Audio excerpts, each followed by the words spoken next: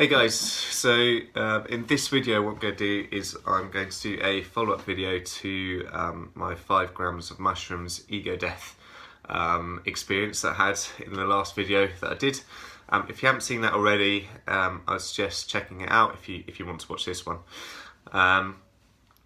Basically it kind of felt like an itch that I needed to scratch coming off the back of it. I kind of wanted to delve into it a little bit deeper.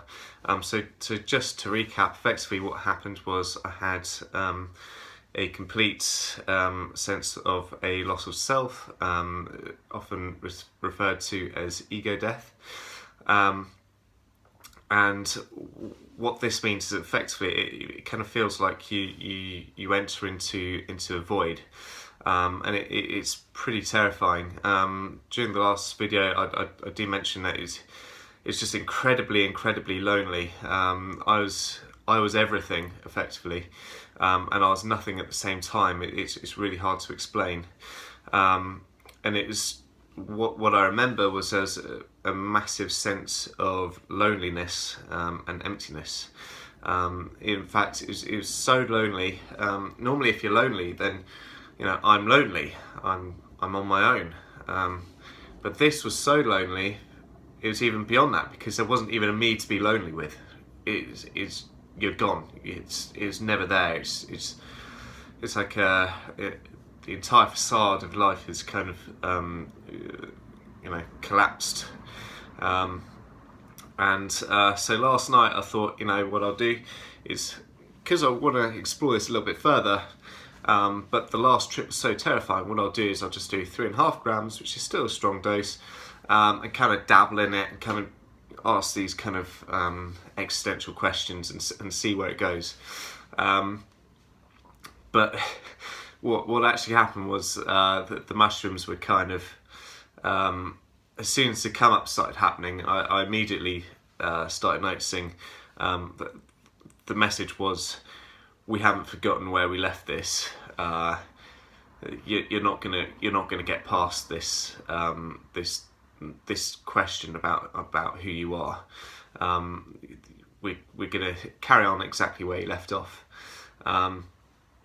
And immediately the question, I started getting scared immediately, because I knew how terrifying it was, and as it started coming up I started remembering, that's why I was so terrified. And it kind of felt like, I mentioned in the last video, it felt like an electric shock going up my back, because your self is going, and that's kind of, you ask these questions, it's kind of like you're opening up these different boxes. There's a box, am I in there? No, you're not in there. Am I in there? No, I'm not. I'm nowhere. I don't exist. And then when that realization happens, it kind of feels like a cracking or a ripping, or a kind of electric ripping of a tearing kind of sensation. It kind of feels like you're not going to come back. I remember thinking last night, once it all started happening again, I was kind of like, this just, I don't understand how I'm going to get my ego back, because it's so obvious that there's nothing there. I'm everything and I'm nothing at the same time. It's like God. I don't want to sound like I'm putting myself on a pedestal or anything, but it felt like I'm God and everything's God. So everyone's God, everything's God. You're God, this phone is God, I'm filming on, this duvet's God, everything is God, everything's it. So that's kind of how it felt. But really I kind of want to get into how it's benefited me going forward since this trip, because we're not doing this for fun. It's like Alan Watts says, once you've got the message with the psychedelic, hang up the phone. And I think it's really important that you just take a bit of time to integrate it, or at least that's what I'm doing. So yeah, I'd probably say that the first thing that I've learnt is that time, I've always kind of imagined that time moves like this, from left to right, or if you're watching it's probably like this. But that isn't the case. Everything is just the present, and it's just manifesting itself in the present. And the fact that we kind of feel like there's a time before and a time coming in the future is a complete illusion, because even when you make plans to do things in the future, you're doing it in the present. Everything happens in the present, and it kind of felt like I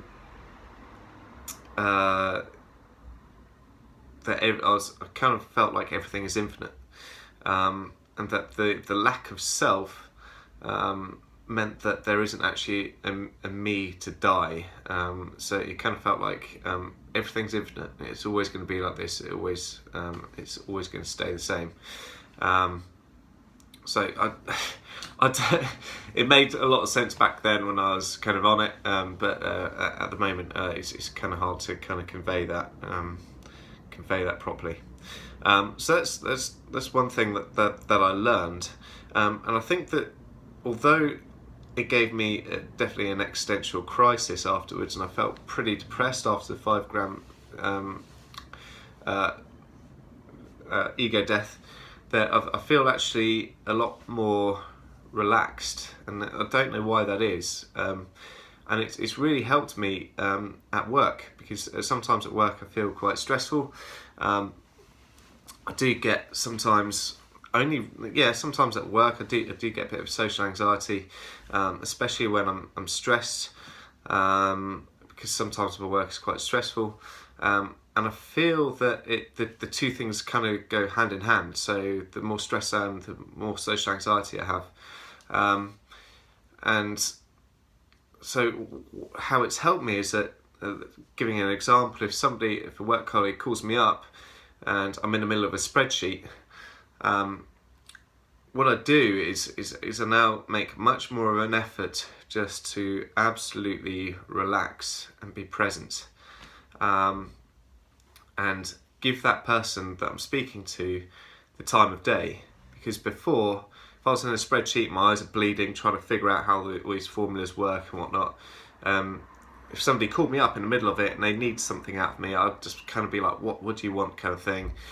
Maybe not like that, but I'd kind of feel like the person who was speaking to me may kind of feel like they went away from it like I was they're wasting my time. But now I can relax a lot more, and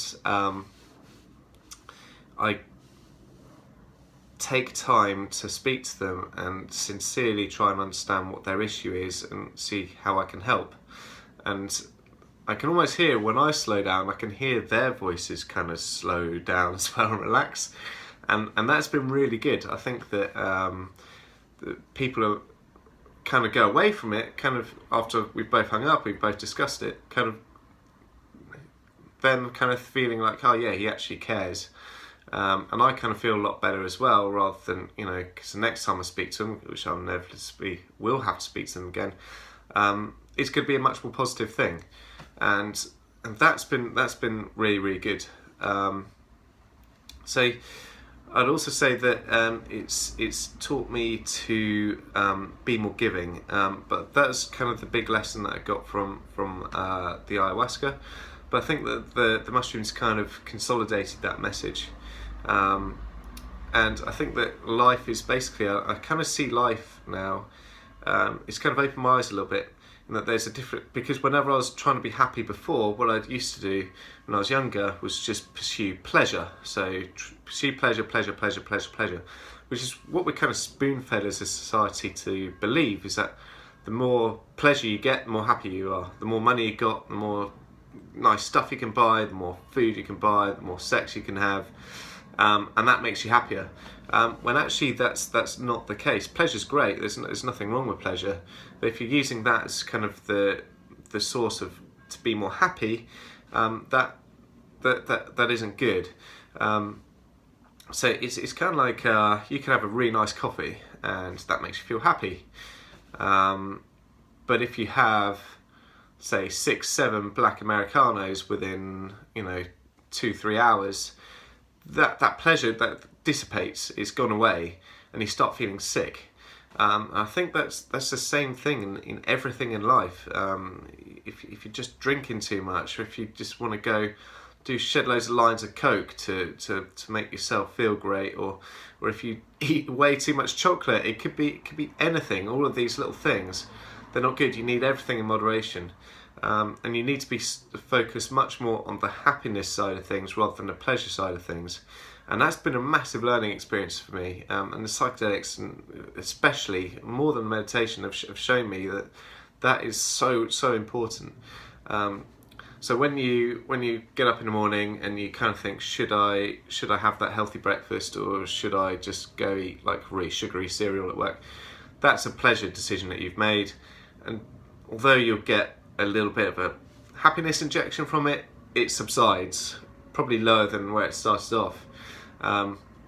And should I say hello to that person at work that I kind of maybe avoiding a little bit, or should I kind of walk past them and ignore them? You can see where I'm going. So all of these little things, life every single day is a set of challenges from the moment you wake up. Lots and lots and lots of little challenges of things you should be doing, but you may choose not to do. And I can genuinely say that this is really, really recent, and I can say that genuinely, I can say this now, that I can say I'm happy now. Like in my life, I'm happy.